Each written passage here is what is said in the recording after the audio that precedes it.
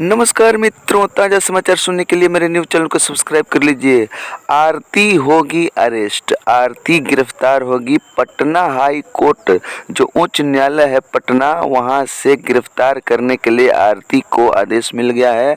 आरती को अरेस्ट किया जाएगा, जो बहुत जल्द से जल्द अरेस्ट करने का निर्देश दिया है उच्च न्यायालय पटना हाई कोर्ट ने। क्योंकि आरती और छोटू की प्रेम कहानी को कौन नहीं जानता है, सभी लोग जानते हैं। उस आरती और छोटू की प्रेम कहानी में आरती से जो प्यार करता था लड़का, उसका नाम छोटू, छोटू की हत्या हो गई थी। कहीं न कहीं उसमें दोषी पाते हुए उच्च न्यायालय आरती को आदेश दे दिया है कि अरेस्ट जल्द से जल्द आरती को किया जाए। और अरेस्ट होकर जब आरती उच्च न्यायालय में पटना हाई कोर्ट में पहुंचेगी तो क्या बयान देगी, उसके बाद क्या कहानी बनेगी, क्या होगा, ये सब आपको हम बताते रहेंगे। लेकिन तत्काल यही निकल कर आ रहा है समाचार कि आरती को अरेस्ट किया जाएगा।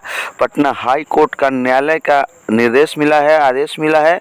अब क्या होता है, बने रहिए मेरे न्यूज़ चैनल के साथ और सुनते रहिए ताज़ा समाचार।